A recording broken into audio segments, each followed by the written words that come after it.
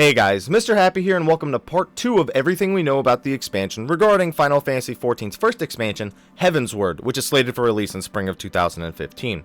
Now if you've been up to date about the London and Japanese fan festivals, you'll pretty much already know all this stuff, but if you don't, well, let's get into it, shall we?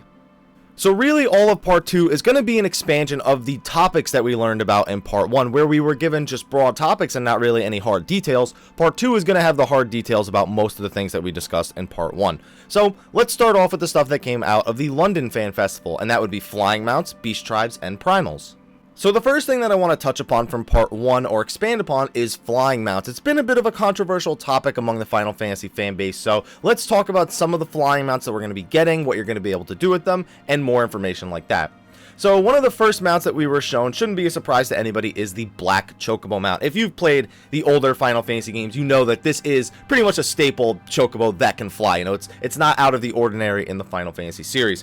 Another mount that we've heard about but have not yet seen are single-person airships. Again, we haven't seen these yet, but it's going to be interesting to know because, again, airships really are a Final Fantasy staple, so having a flying mount that's not an airship really just wouldn't be right. Another thing that we're going to be getting is a dragon mount. Now, this dragon mount has a little bit more information behind it that we'll talk about a little bit later into this video.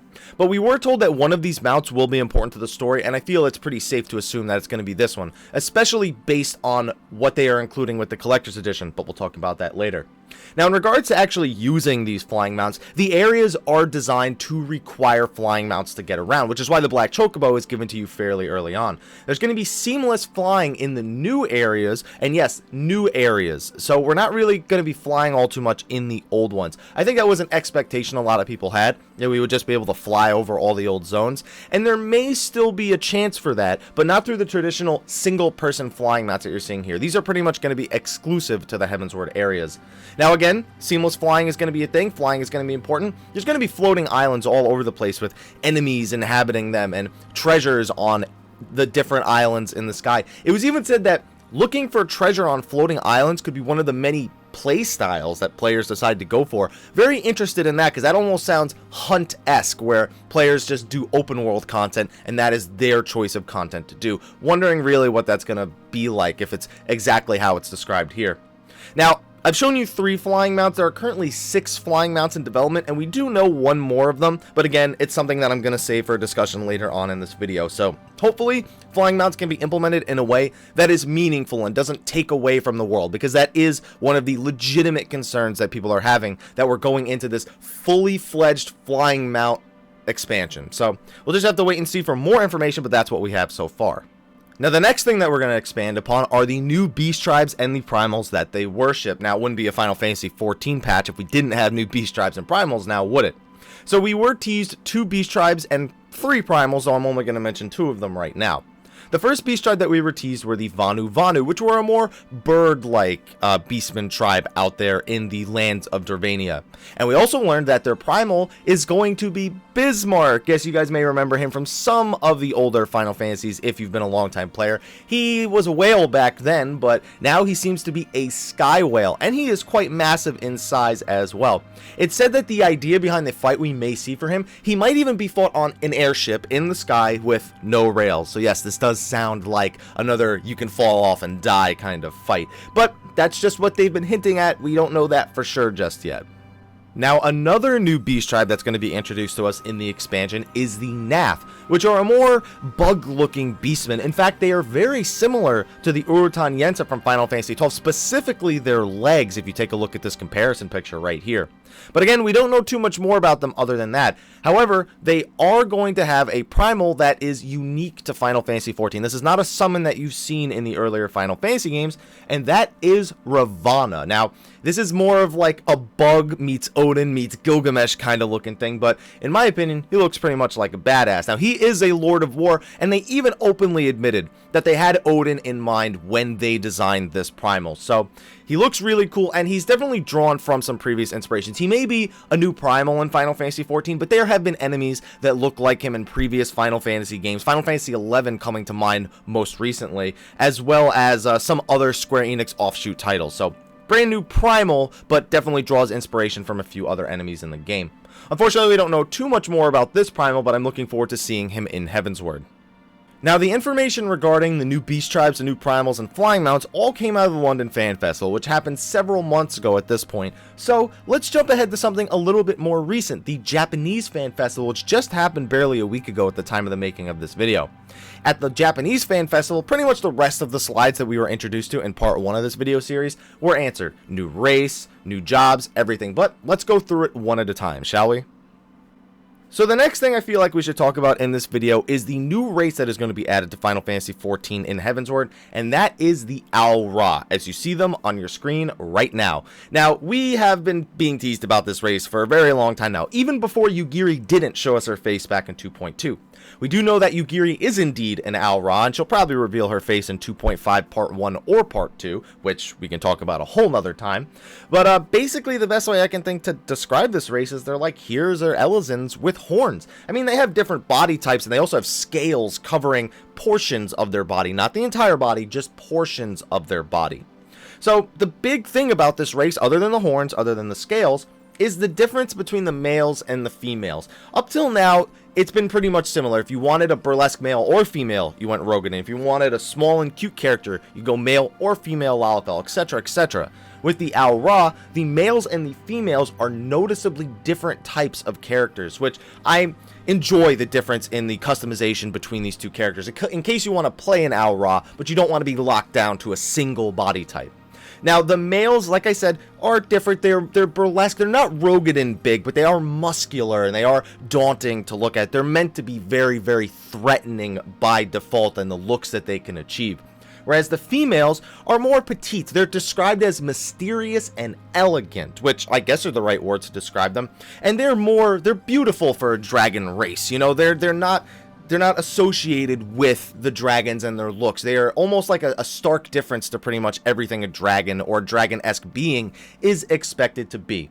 So, regardless of what style you want to play, at least there is a style for both of them. There's no Lalafell-sized Al Ras, maybe sometime in the future, who the heck knows. But that is the new race that is coming to Final Fantasy XIV. So with that out of the way, let's move on to some of the other exciting information.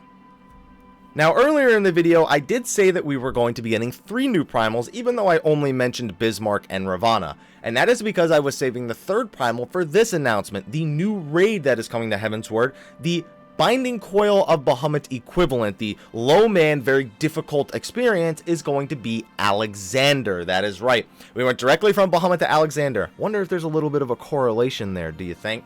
But we're not just going to be fighting Alexander. It's not just going to be based around Alexander. Alexander is a giant castle in Final Fantasy series, so how's this raid going to be? Well, it seems that Alexander is the Goblins' primal in Final Fantasy XIV, and the Goblins decided they were going to summon their lord or leader, whatever they want to call him, into a giant castle that we are going to have to travel up and defeat Alexander eventually in order to rid this castle of his presence. So he is the giant castle, therefore we are going inside of Alexander's new body. As I said, this is the new high-end raid. It's the equivalent of the Binding Coil of Bahamut, but I don't want that to scare you too much. If you're somebody who doesn't really do the super difficult raids, there is going to be something new about Alexander that wasn't present in the Binding Coil of Bahamut, and that is 2 difficulty levels, a normal level and a hard level. Now, we've known this for a little while now, that we were going to be getting 2 difficulties in the expansion. However, we weren't really sure the actual difficulty of normal versus hard mode. Was normal equivalent to now, and hard mode even harder than what we have now? Or was normal going to be something for everybody, that everybody could go inside and experience the story, maybe get some loot, we don't know about that yet, but they did actually detail the difficulty that normal and hard are going to take. So, normal is not going to be super easy. It's not going to be totally Duty Finder, I don't think, although I'm not saying it won't be in the Duty Finder.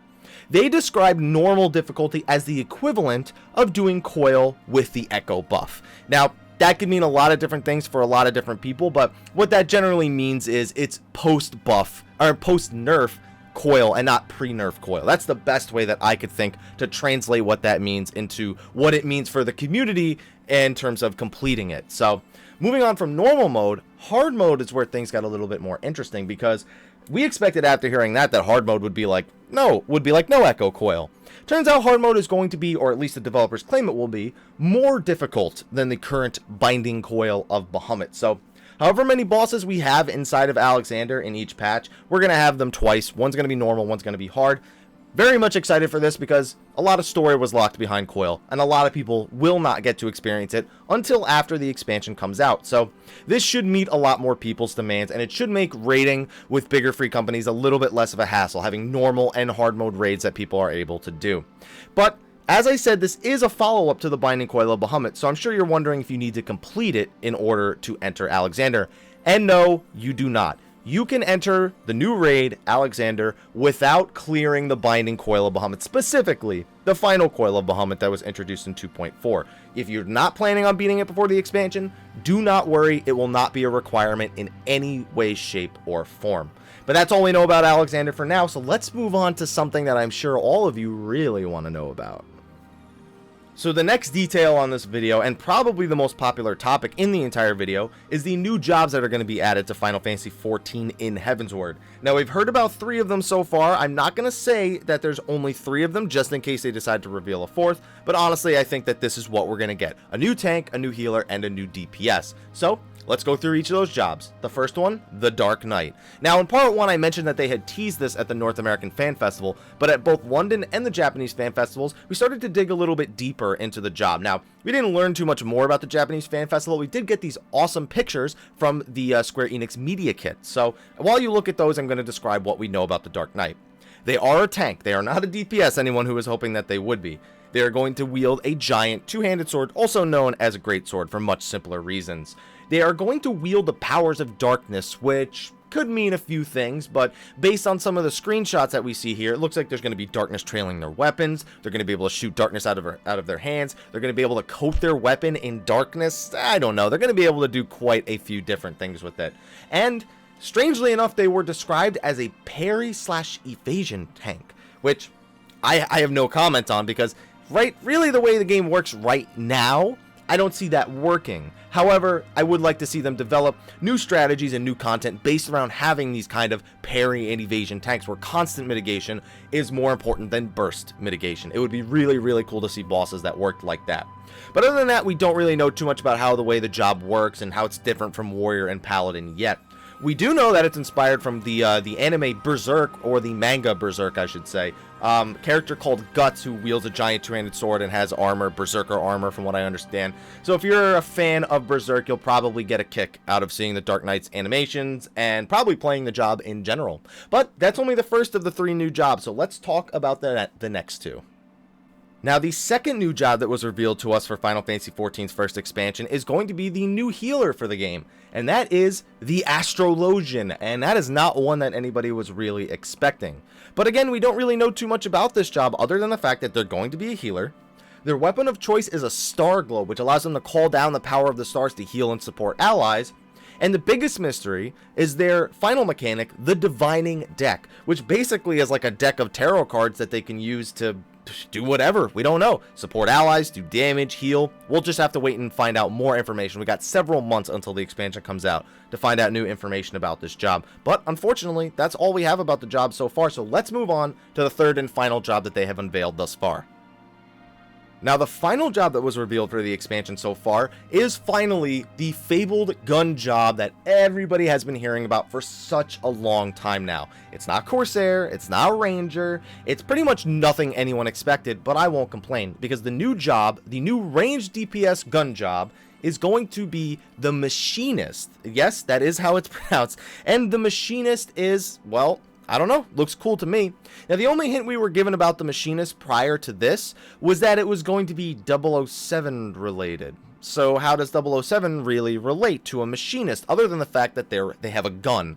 Well, it seems that the big correlation between the two is that the Machinist uses attachments and gadgets in order to alter their damage, and that's really where their playstyle lies. Yes, they are a ranged DPS, but they are not so simple as just, I will shoot and do nothing else. They are able to use attachments onto their gun to modify their shots in order to change the way that they deal damage. Now, that could mean something very similar to the Fist system for Monk or the Kiss system for Ninja. I'm hoping for a more Outlaw Star-esque thing where they're able to load different bullets into the gun, and it changes the way that their abilities work entirely. The way that they deal damage, what kind of damage that they deal, debuffs and things like that. I'm interested to see how this attachment system really works when we start learning about it for real. The other thing that they're able to do is lay down mechanical turrets that, again, do whatever. We don't know. Are they AoE buffing fields? Do they do damage in a line like the Magitech bits in Ultima Hard Mode and Ultima Normal? Or can you place one down and it does AoE damage in an area? We just don't know any of this information yet. All we know is that they will have multiple types of turrets, not a single type. And the only reason we know that is due to these images right here. This one showing a more roundish kind of turret, whereas this one shows a long turret. So we don't really know anything more about the new jobs. It's just nice to know what they're going to be, how they're going to work. New tank, new healer, new range DPS. Now, the biggest detail about all three of these jobs is that none of them have a base class going into the game. So you're not going to necessarily have to level a specific class in order to unlock these jobs. And while I don't think this means that they're going to remove the previous classes from the game, I do think that this means that going forward, we will see less restrictions on how you unlock your new jobs. Just whatever you decided you want to play before the expansion, now you can decide whatever you want to play after the expansion, in terms of at least picking one of the three new jobs at least. So, with that out of the way, that's more of the great information, but we still have a few more details to go over in this video. So while we've covered pretty much the most important things that were mentioned at the most recent fan festivals for Final Fantasy XIV, we did get a few more reveals regarding Heavensward, so let's just quickly go through those. Now, the first thing was the Collector's Edition had a reveal, although they did say this isn't the finished product. So basically what we've gotten so far, it's going to have exclusive box art, it's going to have an art book, which is standard for Collector's Editions for most games nowadays.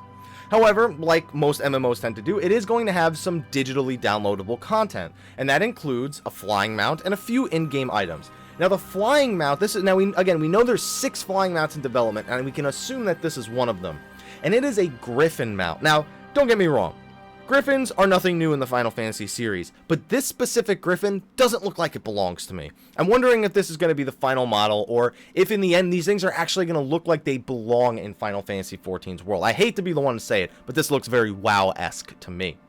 Now, the other 2 items, on the other hand, are definitely very Final Fantasy-esque. We have the Cecil Helm, the Cecil Baron Helm from Final Fantasy IV. This is sort of a way to welcome in the Dark Knights to Final Fantasy XIV, as well as a wind-up cane. So in the words of the development team, you can pretty much have a little reunion from Final Fantasy IV within the game itself. I think these are really cool features, and I'm glad to see that they are going to be included in the Collector's Edition for Heavensward. Now, one last thing that we did find out is that, remember that dragon mount I mentioned earlier, and how I said that we would probably have a mount that was important to the story, and I thought it was probably the dragon mount? This is why. They said that mount that was going to be important to the story would likely be included in the Collector's Edition as a physical figurine, and that is indeed going to be the case. That dragon is going to be a figurine that comes with the Collector's Edition, so really looking forward to getting my hands on this thing, looking forward to finding out how much it costs as well. But they did say this may not be everything that comes with the Collector's Edition. They're still finalizing things, but that's a lot of things to come with the Collector's Edition as it is. Maybe we'll get a soundtrack, maybe we'll get a few pieces of paper, who the heck knows, but pretty good reveal. Let's move on to the final detail about Heavensward. So the last thing we found out is something that won't take me too long to talk about. It's just going to be that Nobuo Uematsu is going to be coming back to compose the theme for Heavensward. In fact, he's already come back and is working on it as we speak. You can hear bits of it in the teaser trailer for Heavensward. But Nobuo Uematsu, he worked on Answers, and he's pretty much the god of Final Fantasy music. He is the granddaddy of them all. So I'm really glad to have him back and working on the theme for Heavensward. Now, he says this one's going to have a slower tempo, and that it's going to have a more prominent piano role. I know what those mean in terms of music, but I'm not very keen to how this is really going to be different, because Answers to me didn't have a very fast tempo. So I'm just interested to see what it sounds like, hear what it sounds like, and I know Nobuo Uematsu won't do us wrong. But that is everything for everything that we know about the expansion, part 2. I'm going to be doing more parts of this video series, so be sure to like, favorite, subscribe, and share to my channel if you want to keep up to date on all of the latest expansion details. But anyway, guys, thank you for watching this video. I'll see you guys next time. Take care.